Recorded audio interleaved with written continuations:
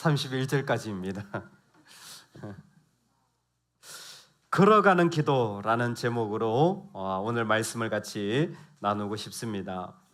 여러분, 왜 기도해야 되느냐 묻는다면 마태복음이 우리에게 알려주는 것은 기도를 통해서 우리 마음이 가지고 있는 모습을 버리고 하나님께 나아갈 수 있게 되어지는 것 같습니다.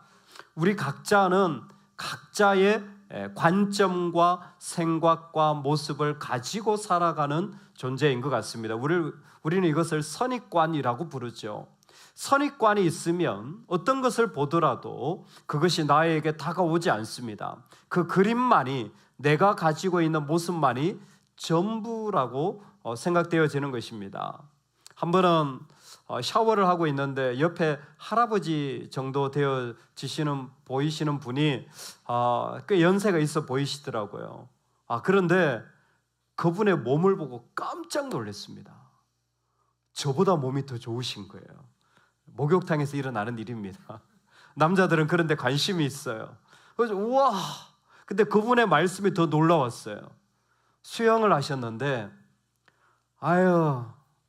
80대 후반이 되니까 80대 초반이랑 다르네. 80대 후반이신데 1시간 동안 수영을 하시는 거예요. 여러분, 이게 저는 진짜 놀랄 만한 일이었습니다. 아니, 80대 후반이면 수영장을 안 오셔야 될 것 같은데 그분 하시는 말씀이 80대 초반과는 달리 다리도 좀 뻑적하고 좀 힘들다는 거예요. 80대 후반이 몸이 좋고 아주 열심히 운동할 수 있는 나이구나. 할렐루야. 80대 후반 아래는 회개하시기 바랍니다. 깜짝 놀랐어요. 제가 가지고 있는 선입관으로 그분을 대하지 말았어야 됐는 거죠. 근데 우리 삶에 그와 같은 선입관들이 곳곳에 우리의 경험과 모습으로부터 우리에게 다가와서 우리를 만들어버리는 경우가 너무 많습니다. 이스라엘 백성들에게 대표적인 선입관이 있는 곳이 바다입니다. 바다는 어둠이 있는 곳이라는 선입관이 깊이 있습니다. 그래서 요한계시록에 보면요, 사단이 그 가운데서 나와서 이스라엘을 심판하는 모습을 바다에서 10뿔 달린 짐승이 나와가지고 괴롭히는 모습으로 설명해 주고 있습니다. 이 모습은 유대적인 관점에서 너무 쉽게 이해할 만한 자리들입니다. 짐승이 나오는데 뿔이 여리고 머리가 7개라. 이거 하나님을 대적하는 신성모독하는 세력들이구나라는 것이 그들에게는 자연스럽게 다가와요. 바다, 귀신이 있고 사단이 있고 어둠이 있는 곳이에요. 그 바다 위를 예수님이 걸어오자 그들은 자연스럽게 그들의 관점이 나오게 되어지는 거죠. 뭐라고요? 유령이다. 당연히 귀신이다 라고 고백하는 것이 그들의 관점이었습니다. 그런데 그런 제자들에게 예수님은 자신을 알리기 시작합니다. 물 위를 걸어오면서 그 제자들에게 다가오시며 말씀하시는 것이죠. 제자들이 그가 바다 위로 걸어오심을 보며 놀라 유령이라 하며 무서워하여 소리지는 그를 예수께서 즉시 이르시되 안심하라, 나니 두려워하지 말라. 아멘. 내가 누구인지 너희들이 알아야 한다. 여러분, 예수님이 누구인지 알려고 한다면 우리의 선입관이 좀 지워져야 합니다. 내가 가지고 있는 삶의 경험으로 지금 가지고 오거나 아니면 내가 알고 있는 지식으로 이 자리에 와서는 예수님이 예수님으로 잘 안 보여요. 그 모든 것들이 다 무너진 자리에서 예수님은 그들에게 자신을 나타내는 것이죠. 나니, 에고 에이미입니다. 요한복음에 나왔던 그 말씀이 마태복음에서 신의 산에서 자신을 드러내셨던 스스로 있는 자의 모습으로 하나님이심을 나타내시는 것입니다. 그때에 베드로의 이 고백은 너무나 기억할 만한 고백입니다. 주여, 만일 주님이시거든 나를 명하사 물 위로 오라 하소서. 아멘. 우리는 이 구절을 이미 알고 있기 때문에 좀 어색하지 않을 수 있지만 예수님이 걸어오시는데 걸어오시는 예수님 보고 예수님 저한테 명령 좀 하세요. 이상하지 않아요? 저한테 명령 좀 하세요. 그래서 저보고 물 위를 걸어오라고 말씀하세요 라는 부탁을 드리는 겁니다. 여러분, 우리의 기도 가운데 첫 번째 기도, 걸어가게 하소서. 이 기도를 할 수 있기를 축복합니다. 걸어가게 하소서. 나로 걸어가게 하소서. 아니, 예수님이 걸어오시는 모습을 보고 베드로는 나를 명하사 나로 물 위로 걸어보게 하소서라는 요청을 드리는 겁니다. 신앙에 너무 중요한 것이 무엇이냐면 내가 걸어보는 거예요. 내가 걸어보는 게 너무너무 중요합니다. 자, 걸어보는 것의 핵심은 이겁니다. 와, 내가 해봤더니, 내가 걸어봤더니 예수님이 누구신 줄 알겠다라는 거예요. 베드로가 왜 예수님 저보고 말씀하셔서 물 위를 걸으라 저한테 좀 명령을 해주세요라고 말하냐면 예수님이 물 위를 걸어오시기 때문입니다. 예수님이 물 위를 뛰어오셨으면 저를 명하사 저로 뛰어오게 하소서, 아마 이렇게 부탁했을 거예요. 예수님이 물 위를 날라오셨으면 뭐라고 했을까요? 예수님 저로 좀 물 위를 날라보게 하소서. 이게 무슨 상황일까요? 예수님과 똑같이 해보고 싶은 거예요. 여러분, 우리의 기도 가운데 반드시 경험이 필요한 것은 우리는 예수님을 닮기를 원합니다. 즉, 물 위를 걷게 하소서는 베드로는 그 모습 그대로, 예수님이 가지신 모습 그대로를 자신의 닮기를 원한 거예요. 제자가 선생을 닮는 것, 값없이 병을 고쳐주는 것, 죽은 자를 살리는 것, 나병 환자를 고치는 것, 모든 일에 예수님은 제자들에게 너희도 이와 같이 하라. 그분의 모습을 따라서 걸어가는 존재로 예수님이 하신 것을 나도 하게 하소서. 예수님이 하신 것을 나도 행하게 하소서. 예수님이 그렇게 하셨다면 나도 그렇게 하소서. 여러분, 이 기도가 우리의 기도 되기를 원합니다. 우리 기도 가운데 여러분 이 기도가 꼭 있기를 원합니다. 내가 예수님 말씀 들었는데 예수님이 그렇게 하셨다면 나도 그렇게 하게 하소서. 그래서 나도 물 위를 걷게 하여 주십시오. 사실 물 위를 걸을 수 있는 것은 하나님만 물 위를 걸으실 수가 있어요. 하나님만이 하실 수 있는 일입니다. 베드로는 지금 그런 하나님의 능력을 경험하는 자리에 자신을 세우기를 원하는 것입니다. 인생의 자리에 하나님의 능력을 경험하는 일들 너무너무 중요한 것입니다. 하나님의 능력을 경험하는 삶 너무너무 중요한 거예요. 가족이 같이 예배를 드렸는데 예배가 끝나고 저희 형님이 저보고 내가 좀 개인적으로 궁금한 거 있어, 좀 물어보고 싶어. 그래서 저하고 좀 개인적으로 얘기를 나눴어요. 근데 교회를 다니면서 어떻게 해야 되는지 궁금한 게 많은 거예요. 헌금은 어떻게 해야 돼? 난 마음껏 하는데 이게 또 적당한지 모르겠네. 시골 어른들이랑 있는데 내가 또 어떻게 해야 돼? 밥은 먹어야 돼? 모든 게 다 궁금한 거예요. 근데 제가 가만히 얘기를 했는데 너무 놀랐어요. 나는 교회만 가면 마음이 달라져. 나는 교회만 가면 마음이 달라져. 그래서 제가 그랬어요. 형, 아무것도 안 해도 돼. 제일 중요한 거 하고 있어. 그렇지 않습니까? 밥을 먹고 안 먹고 헌금을 얼마 하고 어떻게 해야 되고, 그보다 더 중요한 게 뭡니까? 하나님을 경험하는 거죠. 내 마음이 달라져야죠. 그래서 주일마다 교회 가는 거예요. 왜? 마음이 달라지니까. 제가 여러분에게 묻고 싶습니다. 여러분은 주일마다 마음이 달라지십니까?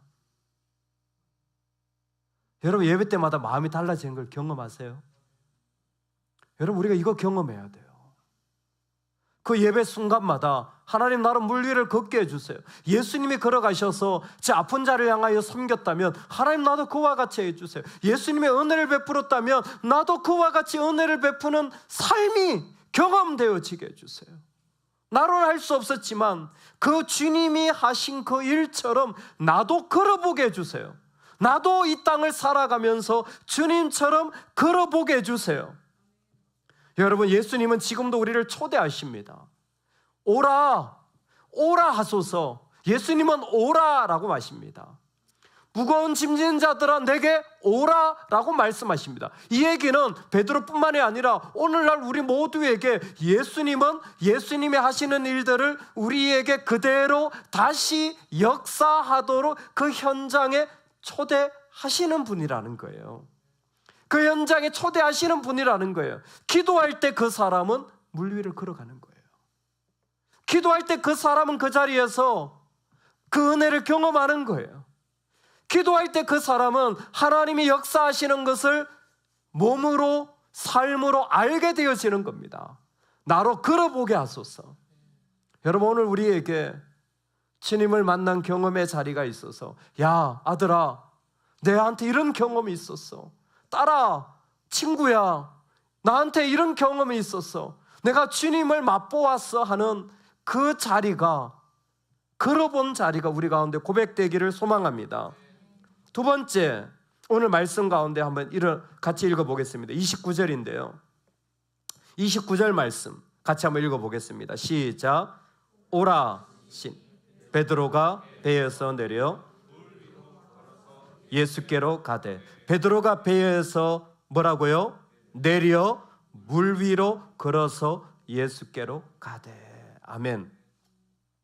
여러분 첫 번째는 걸어보게 하소서라고 기도할 뿐만 아니라 두 번째는 아래로 걸어가게 하소서 기도하는 자리가 필요합니다. 아래로 걸어가게 하소서. 이게 참 중요한 표현인 것 같아요. 오라 하시니 베드로가 배에서 내려 예수님께서 이 땅에 오실 때 하늘의 보좌를 버리고 내려오사라고 말했는데 지금 베드로가 배에서 내려 아래로 내려가서 예수님께로 가게 되어지는 장면을 그대로 설명하고 있습니다. 우리가 걸어가는 기도를 하는 사람의 특징이 무엇이냐면 아래로 걸어가기 시작한다라는 거예요. 걸어갈 때 자신이 가지고 있던 배라는 안전한 장소에서 내려오는 것입니다. 그것 없이 살 수 있다는 확신을 그는 기도 가운데 얻게 되므로 배에서 내려오는 거죠. 애정이 없어도 인정함이 없어도 박수가 없어도 나에게 재능이 없어도 능력이 없어도 그는 그 안전한 자리에서 내려와 그 자리로 걸어가게 되어지는데 이게 베드로의 모습이었어요. 베드로는 아래쪽으로 걸어갑니다. 그가 물 위를 걷기 전에 먼저 해야 할 일은 배에서 내려오는 걸음이었습니다. 자신에게서 가지고 있던 나를 지켜주던 것들에서 내려가서 주님 앞에 나아가는 삶의 자리. 다윗은 시편 69편에서 아주 이러한 모습을 구체적으로 자신의 마음을 설명하고 있습니다. 하나님이여 나를 구원하소서. 물들이 내 영혼에까지 흘러들어 왔나이다. 나는 설 곳이 없는 깊은 수렁에 빠지며 깊은 물에 들어가니 큰 물이 내게 넘치나이다. 얼마나 그 어려움이 자신에게 왔는지 말할 수 없지만 그는 그 자리에서 내려가 하나님께 기도합니다. 여러분 이 기도 내려가는 기도를 하는 자들의 특징이 시편 69편에 잘 나타나는데요. 내려가는 자, 정말 내가 나의 두려움과 어려움의 자리에서 하나님께 내려갈 수 있는 자는 그 기도가 가능한 사람은 그 끝이 찬양입니다. 그래서 기도하다가 보면 찬양 나오는 사람들이 있어요. 기도하다가 찬양이 나와요. 근데 이것은 이 영적 원리에서 나온 겁니다. 그냥 내가 찬양을 하고 싶어서도 그렇지만 하나님을 확신하고 자신의 안전한 곳에서 내려올 수 있었기 때문에 그는 자신을 인도하시는 하나님을 향하여 찬양의 자리까지 들어갈 수 있는 인도함을 받게 되어지는 것입니다. 언제? 우리가 그 배에서 내려갈 때, 그 배에서 내려가는 삶의 자리를 가지고 있을 때, 그때에 그 사람은 그 가운데 하나님으로 말미암아 넘치는 찬송을 경험하는 것입니다. 여러분, 그래서 우리가 두려움에 떨게 했던 우리의 자리들, 내 삶에 살아가던 자리들에서 기도는 우리를 내려가게 하는 거예요.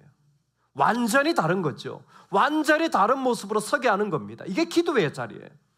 기도의 자리에서 아래로 내려가는 은혜가 일어나기를 소망합니다. 하나님, 내가 갈 길을 모르지만 내가 그 길을 걸어갈 수 있는 삶이 되기를 원합니다. 기도 가운데 이미 서보는 거예요. 하나님, 나는 일을 모르지만 기도 가운데 나를 내려놓는 거예요. 그 배에서 나오는 거예요. 나는 한 번도 가본 적이 없지만 배에서 내려올 때에 하나님은 이미 그를 통하여서 하나님의 역사를 시작하고 있기 때문에, 여러분, 우리의 기도는요, 이와 같은 능력의 자리로 인도하는 거예요. 뭐예요? 내가 한 번도 가보지 않은 자리로 내려갈 수 있도록 나를 인도해 주시는 거예요. 할렐루야.